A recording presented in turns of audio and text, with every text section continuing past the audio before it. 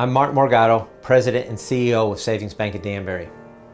Savings Bank of Danbury has been a longtime supporter of Regional Hospice because we were all about family and community. And Regional Hospice embodies that care and concern for families every single day. We have seen firsthand how their spirit of caring has made a profound difference in the lives of some of our bank family as they navigate the services offered by Regional Hospice. I am Dorota Biernat with Beringer Ingelheim, and we are doing our part for these kids and their families. Beringer Ingelheim has been a longtime supporter of Regional Hospice because both organizations share the same values and have very similar mission of helping their patients. Beringer also supports Regional Hospice because they provide such unique and valuable healthcare services to our community. Hi, I'm Lisa Esnault, volunteer board member at Regional Hospice, and I'm doing my part for these kids and their families. I'm a huge fan of Regional Hospice. As head of Lindy's Global Giving Program, I became familiar with the organization years ago. We've been a longtime corporate supporter, and I like to personally see where our money is going.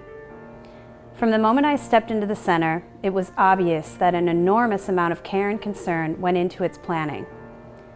From the way the common and private spaces were designed, to the highest level of care and services offered by amazing professionals and volunteers 24/7, 365 days a year. This is a place like no other.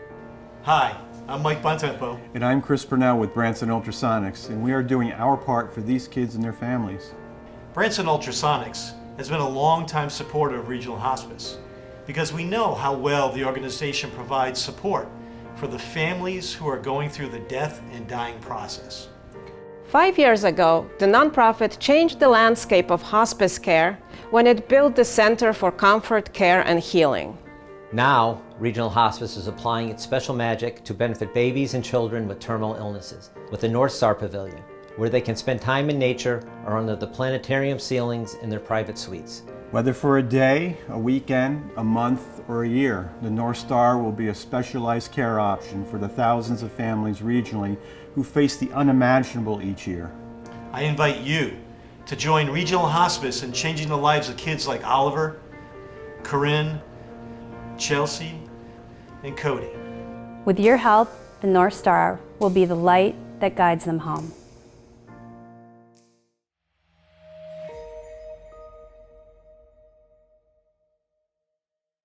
My hope for this song is that it brings a sense of peace to anyone who hears it and makes it a little bit easier for anyone who's had to say goodbye to a loved one. If I had one wish, I'd see a smile one more day. I'd give you. Hi, I'm John Davis, and I wrote this song, One Wish, for the North Star at Regional Hospice. I want to ask you, would you be willing to spend $1.29 to help a terminally ill child? Over 70% of the proceeds for the first year are going towards the expansion of the North Star at Regional Hospice. This space is the only one of its kind in the Northeast, providing a service that's so important and making it easier for families and children that are struggling through a very, very difficult thing.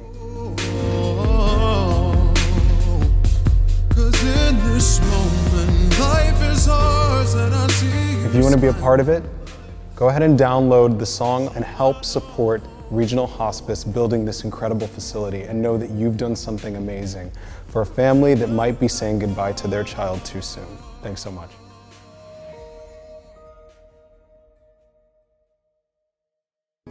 I'm Brooke Emery. Having spent my life watching my mom, Cynthia, the CEO of Regional Hospice, transform the way people die, I was compelled to do my part. In 2018, I founded the Regional Hospice Youth Program to give kids a way to support dying children. There are so many ways that even kids can help raise money for the North Star. The Regional Hospice Youth Project is a group of high school students who make a difference for those facing end of life. Register to volunteer for the Youth Project today at makingthebestofeveryday.org and click on the Youth Volunteer link, and together we can raise the funds needed for the North Star.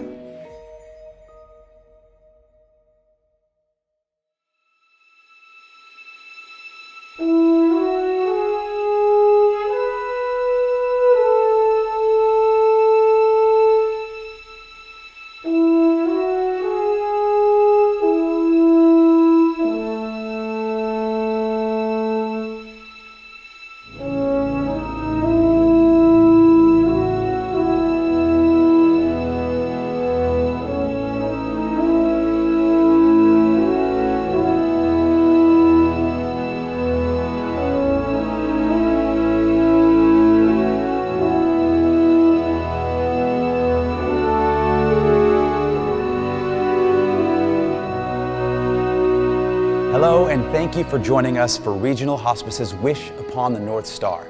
This is my wife, writer and advocate, Kelly Cervantes. And you may recognize this guy, Miguel Cervantes, from Broadway's hit musical Hamilton, where he has the honor of playing Mr. Hamilton himself. 50,000 children die each year in the United States of illness. Currently, there are only 4 residential hospice spaces for these kids and their families. The North Star will be the only one in the entire Northeast. With your help tonight, we will be able to provide these children and their families what they deserve, a space that caters to their needs at end of life. Tonight, we open our minds and hearts to the stories of those who have been touched by a truly special approach to end-of-life care, one that honors each unique journey. For nearly 40 years, Regional Hospice has been providing physical, emotional, and spiritual care for those at end of life in the community and at their residential hospice, the Center for Comfort, Care, and Healing. It is the only hospice residence of its kind that offers the comforts of home, where patients and families can focus on what matters most, their time together.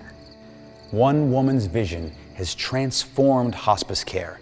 Her commitment and persistence to expand this approach for children is our mission tonight. In a moment, you will experience a virtual tour of the future North Star, created by a true visionary in every sense of the word. And I am not throwing away my shot to introduce President and CEO of Regional Hospice, Cynthia Emery Roy. I'll see you inside.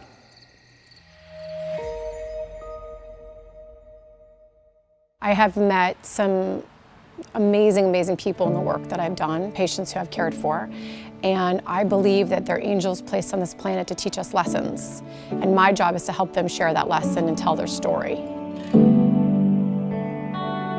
So the reason I built this building is because I had been working in hospice care for several years, and I was often seeing patients who had nowhere to go. So they had an option of going to a nursing home or an assisted living or staying within their home. And that just really wasn't the best option for patients. And I really felt that there needed to be some place that was beautiful, it was visually gorgeous, where people could spend their last days and didn't feel institutional. And this was especially important for my young patients. Change, she not only embraces it, she constantly initiates it. Cynthia went to Hartford with help from the board of directors,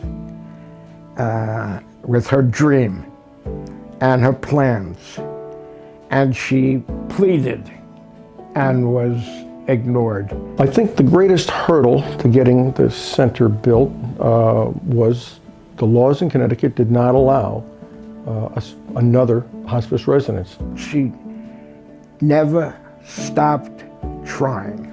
So I had no idea when I built this project what a huge ordeal it was actually going to be. When I started it, I thought, oh, we're just going to build a building, we're going to raise funds, and this is going to be, a couple-year project. It turned into a 10-year project for me. So it was Cynthia's persistence, and only Cynthia's persistence, I will say, that drove us to fight City Hall to a point where we actually got the laws changed to be able to build this facility and have it. So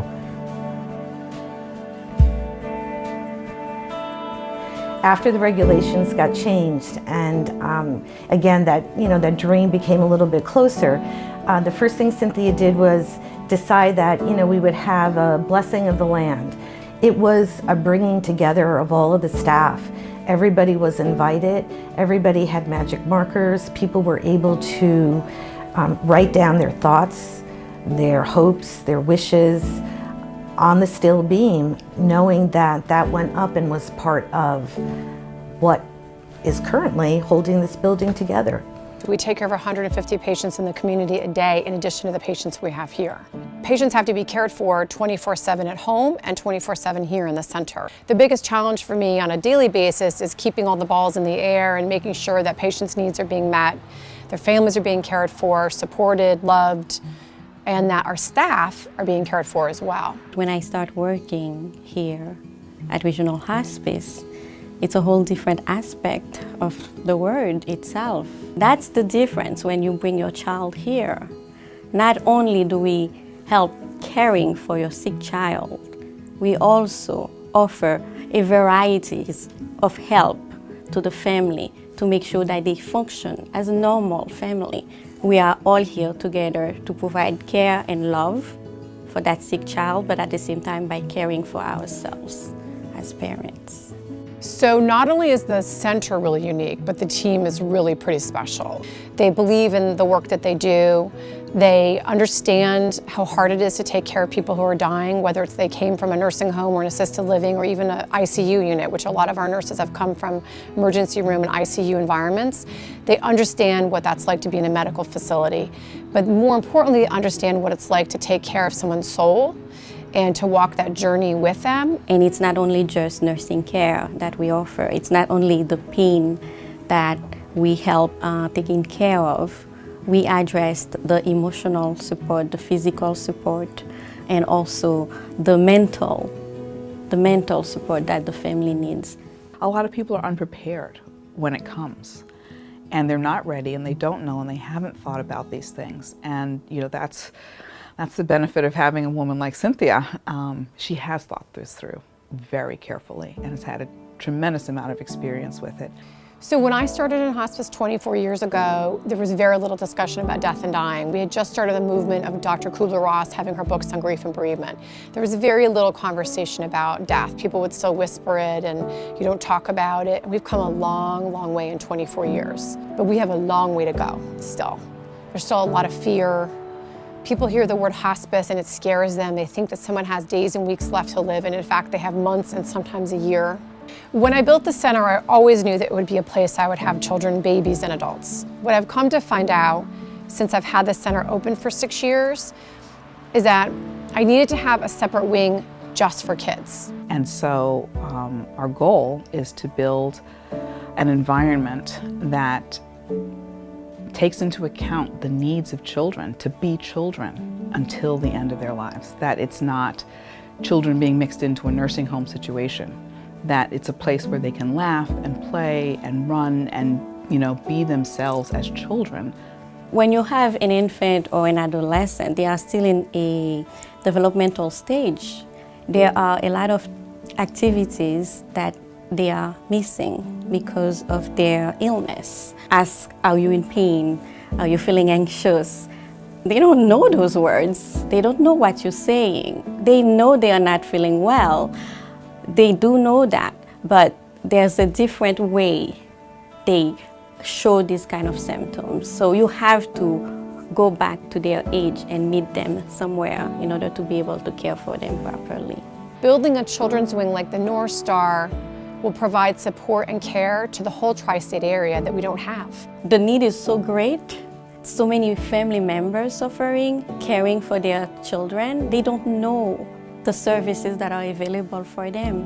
And now with North Star coming, we'll be able to make sure that we raise awareness that hospice is so much more than the word itself. It's so much more.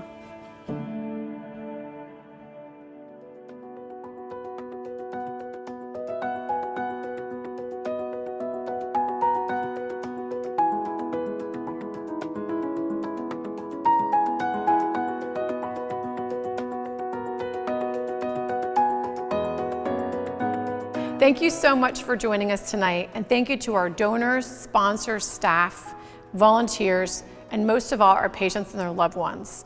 It is because of you that I am so committed to this cause. We're here in this incredible virtual North Star Pavilion, My Vision for Babies and Children, designed by rock star architect Roger Ferris.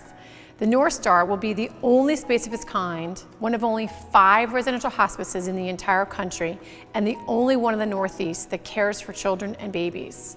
Tonight, you'll hear from regional hospice families who share their experiences about what makes our approach to care so unique.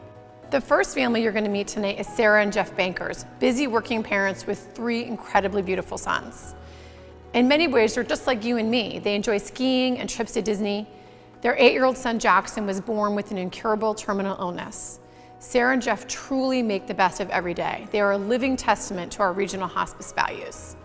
The Bankers are part of the regional hospice family, and we are so proud and privileged to walk beside them through this journey with Jackson, Riley, and Reese. is with a full heart that I introduce the bankers.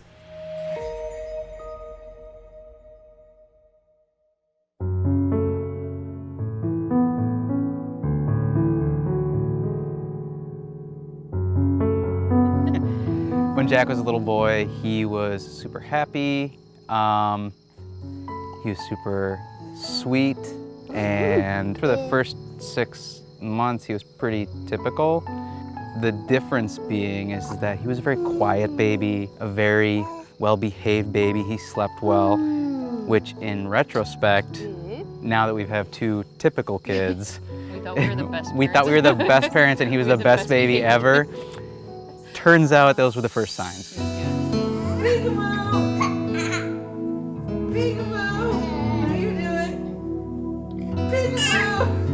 He hit most of his milestones, I would say, up until just before his first birthday. He started to cruise on the furniture, and but we weren't seeing any progression from there. We started therapies. Lots of therapy. Lots of therapies, physical therapy and stuff to help him along. I heard a lot of, don't worry, like every kid walks at a different time. And just as a mom, you know that something's not right. So Jack was diagnosed with INAD, which is infantile neuroaxonal dystrophy, at around 2.5. We have a limited amount of time, and every day is only going to get worse, and he can still enjoy and express his feelings to us. So let's do as much as we can and make his life as enjoyable as possible. As soon as we were diagnosed, we did his Make-A-Wish. So we took him skiing and fishing, and He played baseball. He played baseball. Dad's an outdoorsman, so we took him camping. We crammed a life into 2-3 years. Yeah. You know, as much as we could.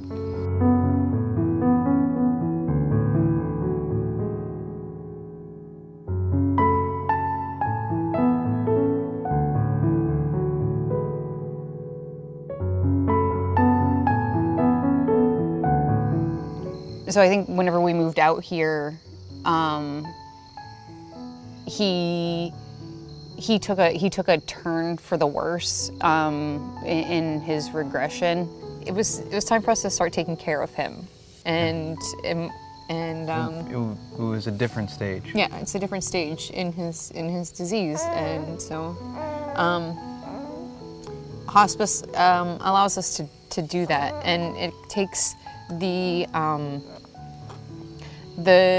lot of the burden of managing his care off of our hands so that we can enjoy our time with him.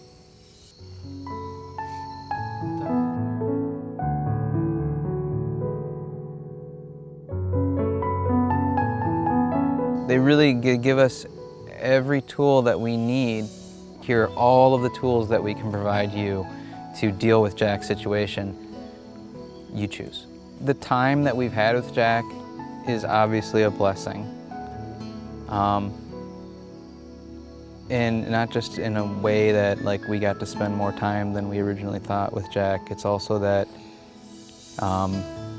it's helped us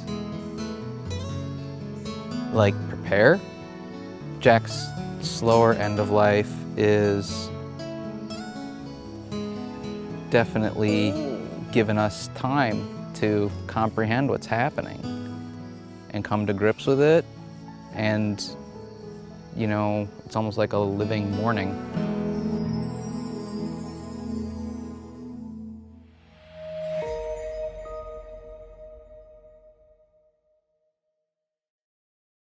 I'm here tonight because of an amazing young life lost. Tyler Cummings, who is only 17.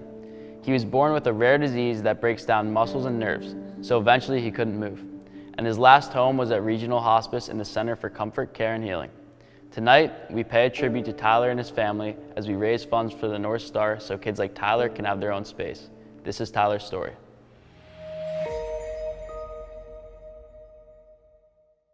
When we left Boston Children's, the only wish Tyler had was that we would never make him leave home again. Tyler really needed around 24-hour care, and it was taking sort of a toll on our family and us. And we were no longer his sister, his mother, his father. We were his caretakers.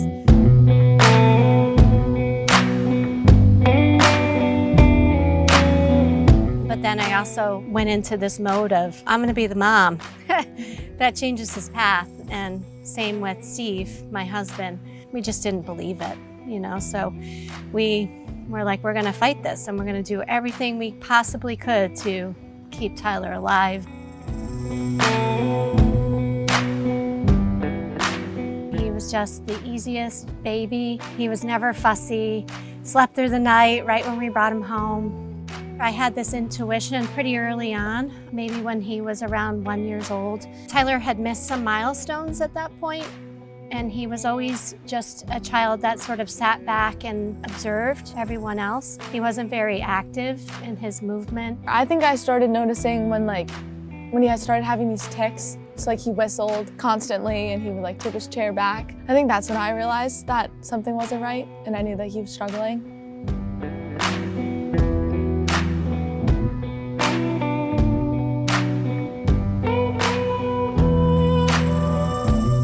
Right away, they diagnosed him with cerebral palsy, but it was a unique form. It was called CP ataxia. From there, they sent us to Boston Children's, where Tyler was monitored over the course of several years. With rare diseases, there's no timeline, there's no progression chart on how the rest of his life will go. So we were optimistic that we had a lot more time than we actually did.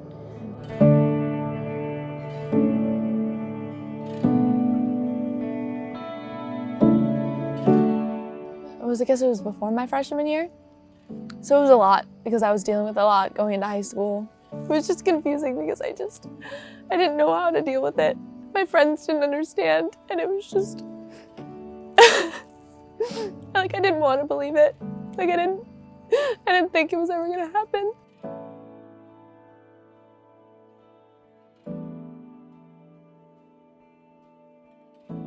The last year of Tyler's life, he lived at Boston Children's. We knew we had to make a decision.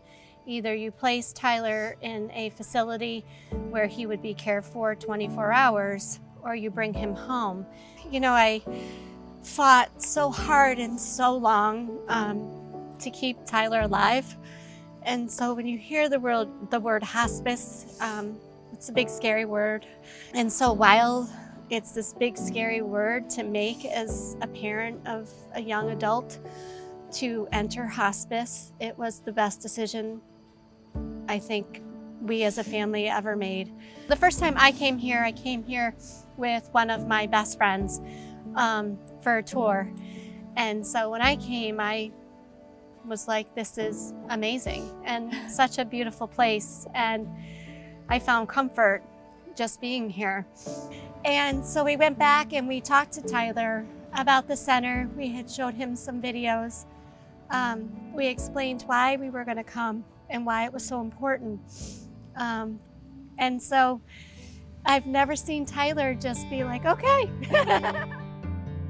Here they create this environment that is so comforting and loving and special. Tyler's a big WWE fan, and one of the volunteers is really handy. And so he redid the room and hung up all of Tyler's favorite WWE stuff. So it was very comforting for Tyler. So by the time he got here, the room was already set up. Stephanie McMahon, who is Vince McMahon's daughter, she made it so that Tyler almost had 2 wishes. Hey Tyler, it's Stephanie McMahon from WWE. It's been way too long since I last saw you, and I just wanted to wish you a happy Valentine's Day. I hope you have a wonderful day, and just to let you know that myself and all of your WWE superstars are thinking about you. I remember, I think I came probably the next day, or I could tell that he felt safe here and he felt comfortable. It was hard over those 2 weeks to watch people say goodbye over and over and over again. It was just so beautiful. He was just so loved, and For me, seeing that love will always be my fondest memory of hospice.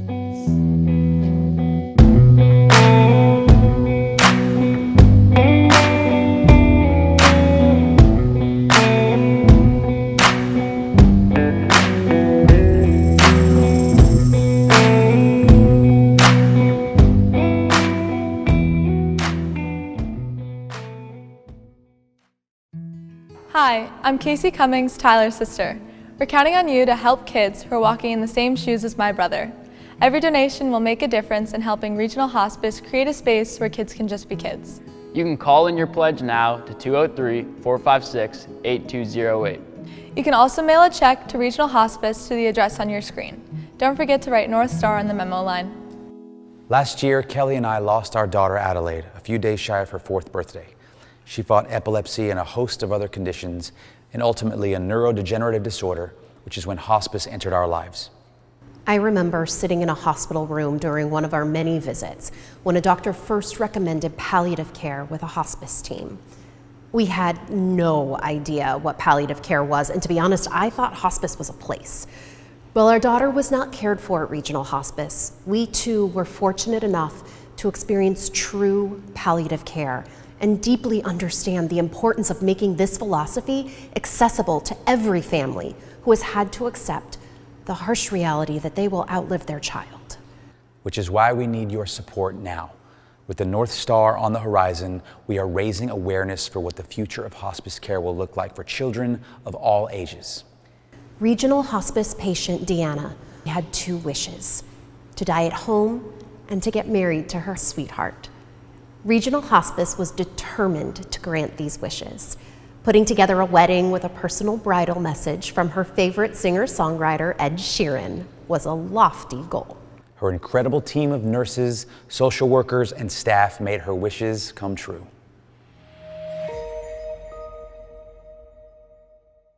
My name is Deanna, and I'm a sophomore here at the University of New Haven. September 9th, 2009, I was diagnosed with a rare form of childhood cancer called Ewing sarcoma. It's been 7 years, and I'm on my 4th relapse. Some days are harder than others, but with the support of friends and family, it makes every day worth fighting for.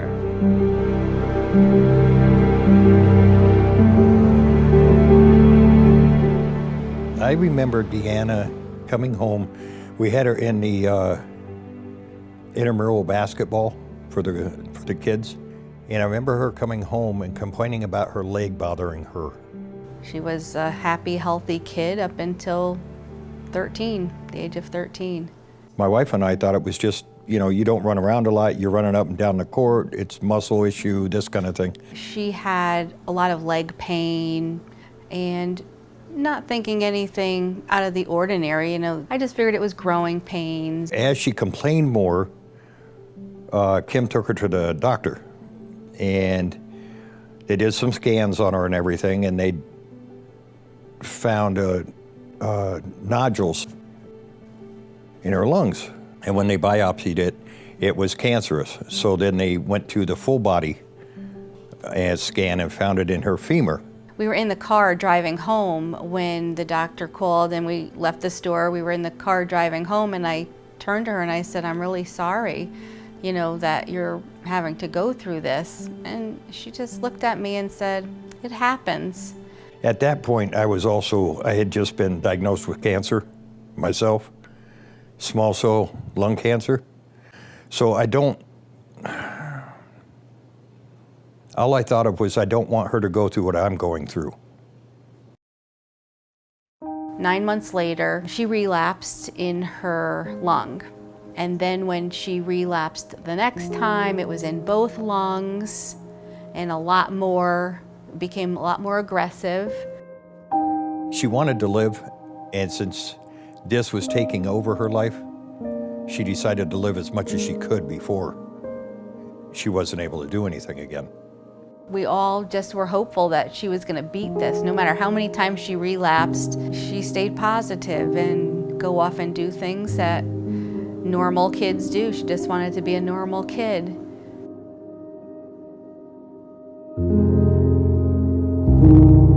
Deanna and Grayson met in one of those online chat rooms that was specific to that college. They just kind of took to each other, and I could see where she would be attracted to him. And I'm sure he was attracted to her just because of her positivity, her magnetism. He quit school a semester before his degree and just stayed with Dee every chance he could, just not leaving her side.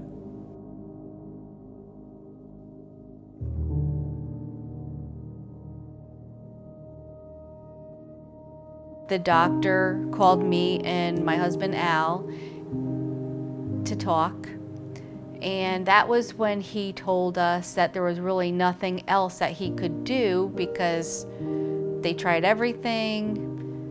Her body isn't responding anymore to anything, and so it was at that point he said she pretty much has weeks to months left to live.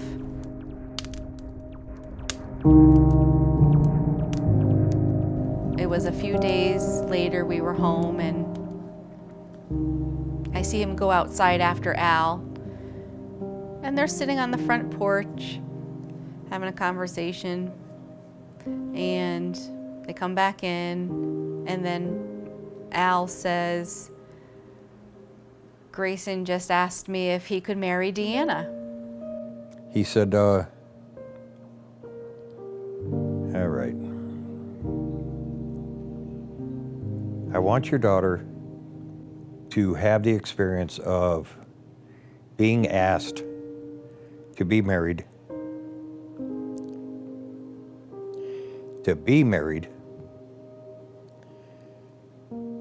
for as long as she can. And then he told me that he loved her.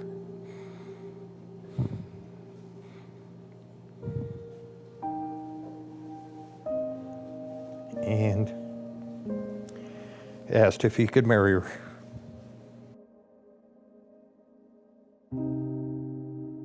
The first person I met from Regional Hospice was Chris. Just before we left the hospital, Chris came in to explain what she was going to be doing, what to expect. Very happy with her. She was very empathetic to myself and my wife and to my daughter. After her and Grayson decided that they were going to get married, they were looking at Ed Sheeran songs to play for their wedding music. And Chris knew this, Chris from the Regional Hospice.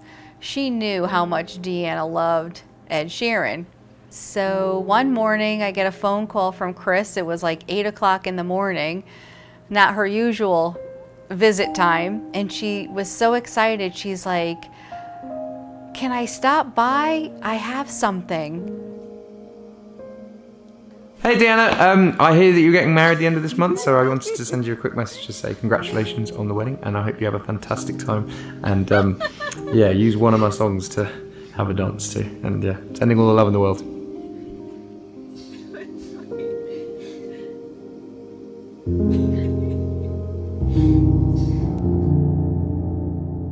Now this was the 22nd. This was on Tuesday, the 22nd.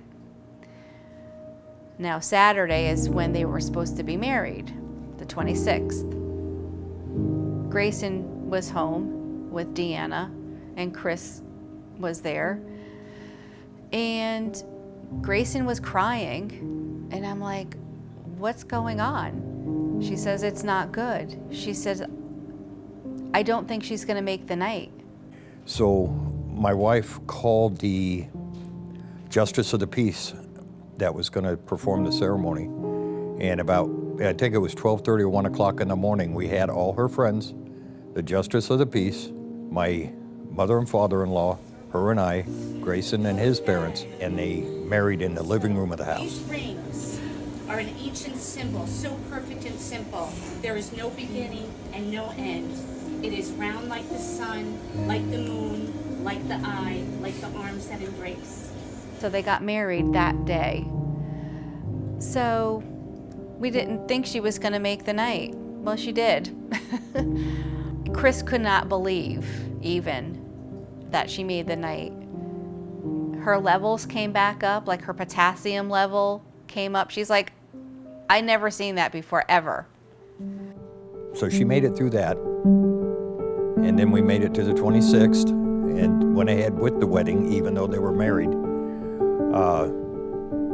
About 100 people there, had it in our yard.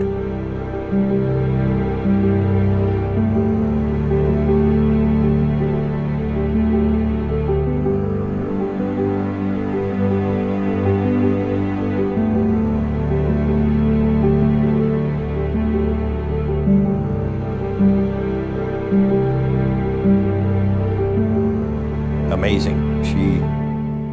I hadn't seen her smile.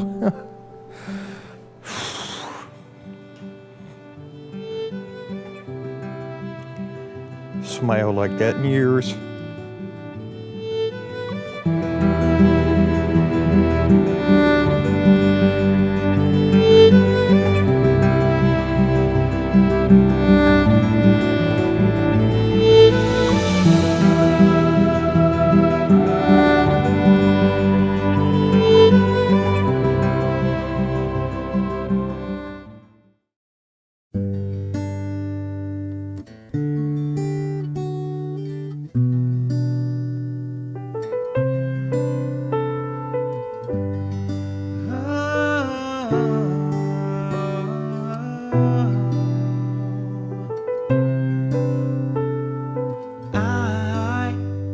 I have only one heart, and that is the part that makes either tears from a smile or ripped out by pain. And no, the sting, it feels the same, like the trails left on my face. And there's no way to know which way the wind blows today. I am only as strong as I seem, but that's enough for me to stay on my feet and say, I'll be here with my sword and my cape. I'll fight all these fears, and before it's too late I'll make them disappear. And if the sky is too dark, we'll light up a spark and blow away the haze, so you can clearly see my face and know right here is where I will remain till the calm comes.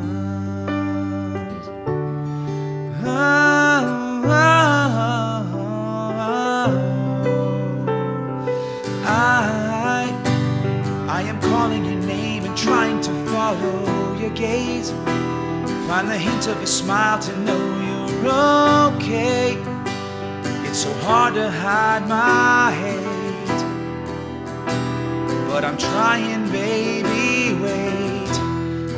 I am only as strong as I seem, but that's enough for me to stay on my feet and say, I'll be here with my sword and my cape. I'll fight all these fears, and before it's too late I'll make them disappear. I'll take your hand so you know I'm not letting go. I need you to know that you're stronger than me. My head's underneath all these stormy seas.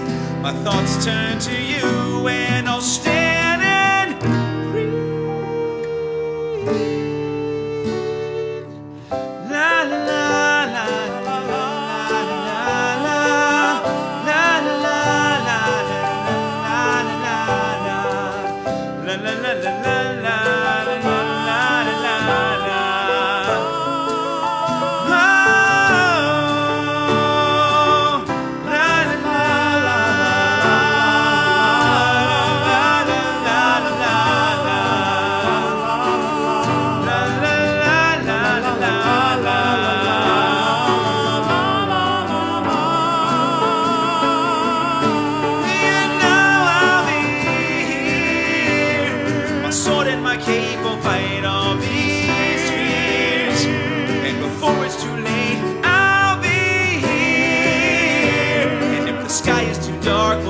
Spark and blow away the haze, so you can clearly see my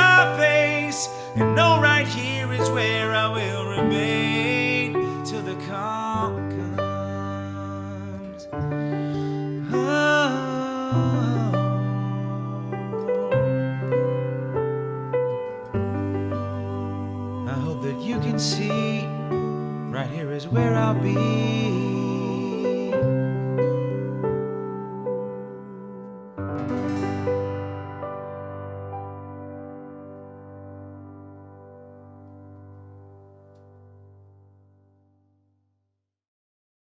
When Cynthia Roy first met Roger Ferris, she knew he was the architect that could translate her vision for expanding the Regional Hospice to serving their youngest patients in a more robust way. Together, they will take you on a tour of what hospice care will look and feel like for the children and families who will receive the complex care they need within the North Star. Your support to help us meet our goal to fund this important expansion means more to our youngest patients than can ever be expressed. The nighttime sky is full of wonder and has a sense of optimism. The North Star has historically been the one star that we've always found our way around the planet. But when we look in the nighttime sky and we stop in our daily lives and look up, we locate ourselves in infinity. It's a special moment. And I think it's something that captures all of our imaginations, but certainly the youngest among us. Over the last 5 years, I've taken care of babies and children in our center. And one of the things that I found is I wanted to have a space for kids that was unique and different. I wanted to be special, I wanted to be airy, and I wanted to be just for kids. When I first met architectural rock star Roger Ferris, I knew that he was the only one who could translate my vision for babies and children at the end of life. So architecture is about procession and transition from one space to another. And the best architecture underscores those transitions. For me, this pediatric hospice was the most profound sense of transition.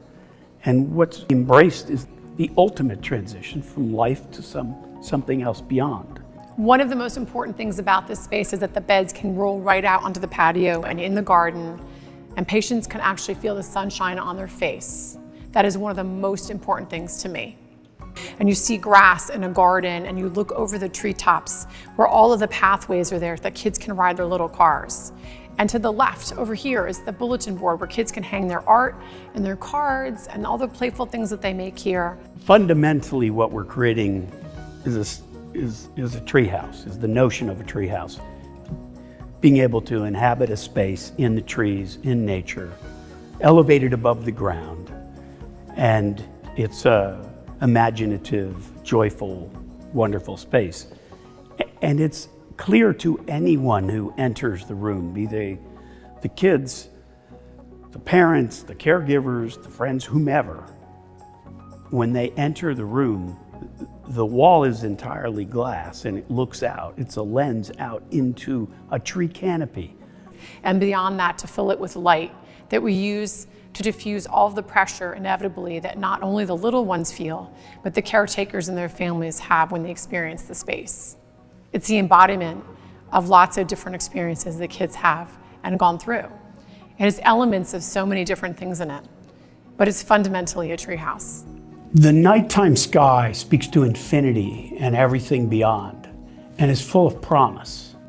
And so we felt that that notion should be inscribed in every room throughout this design. To be able to gaze up into the universe and the opportunity the universe presents to us, the sort of endless sense that we're not alone. They could imagine being under the stars, laughing under the stars, having fun under the stars, but most importantly, they can imagine hope under the stars. And that is the reason why I want to build this children's wing, the North Star. How profound for an architect to have the opportunity to design the last room that someone's going to inhabit on this planet. I'm so proud to be able to say that when we built this children's wing, we'll be one of only 5 in the entire US that provides hospice to children and babies. We'll be the only one in the Northeast. This is an amazing space, and then one I hope everyone will support.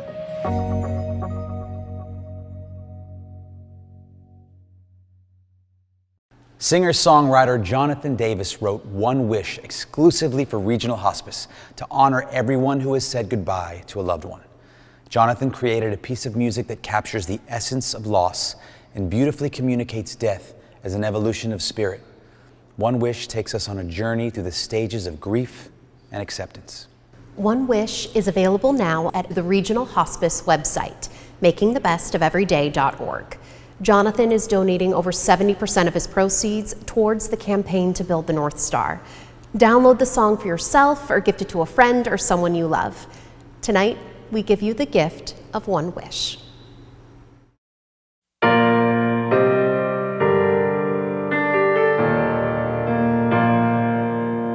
If I had one wish, I'd say smile one more day. I'd give you one last kiss, and then I'd hold you till you fade away. Take a piece of my heart for your journey. I promise I'll keep your candle burning into place until I see you again someday.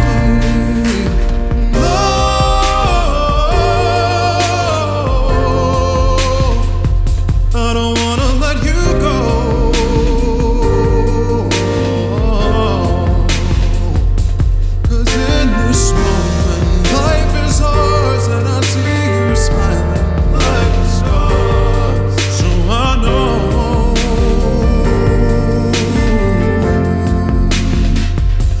You're never that far.